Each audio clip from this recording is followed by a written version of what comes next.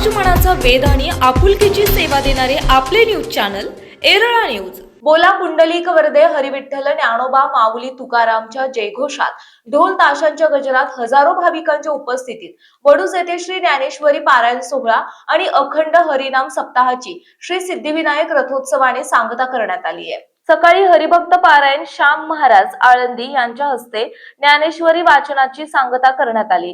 त्यानंतर हरिभक्त पारायण विजय महाराज शिंदे लोणी यांचे काल्याचे कीर्तन झाले।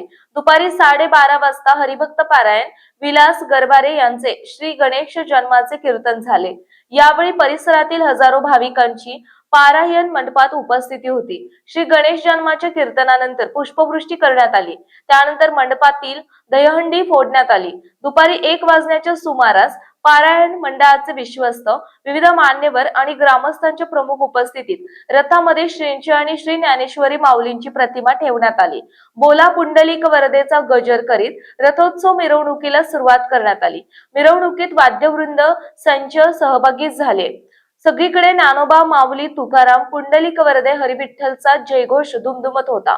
दहिवडी कराड रस्ता, आयलँड चौक, बस स्थानक, पंचायत समिती मार्गे, पुसेगाव रस्ता, जिल्हा सत्र न्यायालय, कर्मवीर नगर, भाग्योदय नगर, पेडगाव रस्ता, हुतात्मा परशुराम विद्यालय, हुतात्मा स्मारक, मुख्य बाजारपेठ, शेतकरी चौक मार्गे रात्री उशिरा ही मिरवणूक श्री सिद्धिविनायक मंदिराजवळ पोहोचली। रथोत्सवानिमित्त शहरातील विविध सार्वजनिक मंडळे, सेवाभावी संस्थांच्या वतीने भाविकांना अल्पोपहार सरबताचे वाटप करण्यात आले।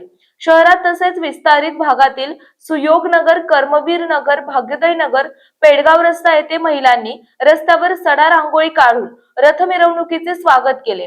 रथावर भाविकांनी नारळाची तोरणे तसेच रोख रक्कम अर्पण केली। कैलासवासी आनंदराव गोडसे, संपतराव गोडसे, उत्तम गोडसे, प्रकाश गोडसे, किरण गोडसे यांच्या स्मरणार्थ जयवंत गोडसे बाबू परिवारातर्फे महाप्रसाद देण्यात आला। रथोत्सवानिमित्त शहरात ठिकठिकाणी मेवा, मिठाई, खेळण्यांची दुकाने थाटली होती।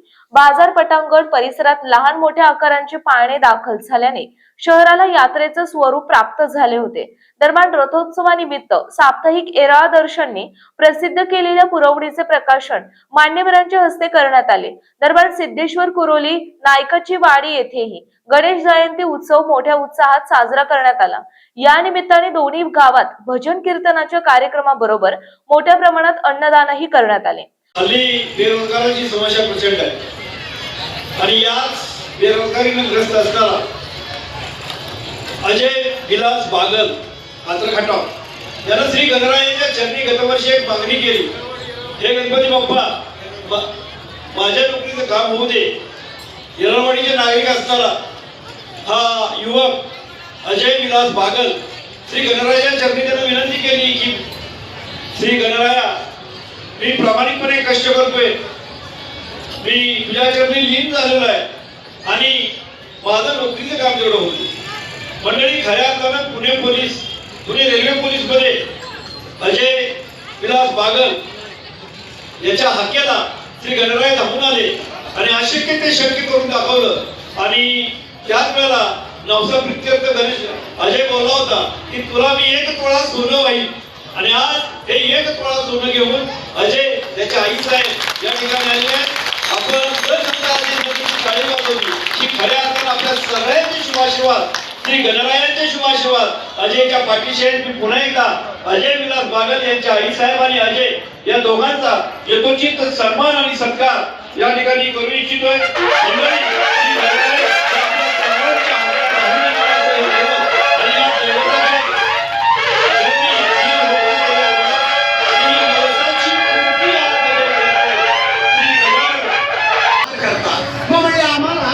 देवापासून मरण नको, दानवापासून मरण नको, माणसापासून मरण नको। तथास्तु दुसरा वर मागितला, आम्हाला प्रत्येक कामात यश मिळालं पाहिजे, तथास्तु, आणि त्याप्रमाणे प्रत्येक कामात यश मिळालं।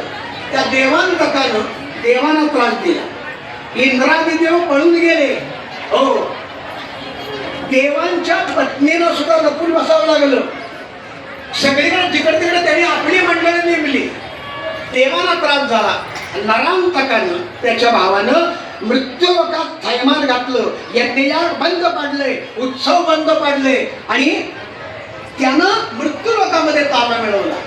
आता सगळे देव बंदिवासात त्यांचं काही चालेना आणि मग मात्र ताबडतोब कश्यप मुनी आणि आदिती माता, आदितीच्या पोटची हे सगळे देव आहेत, इंद्र वगैरे.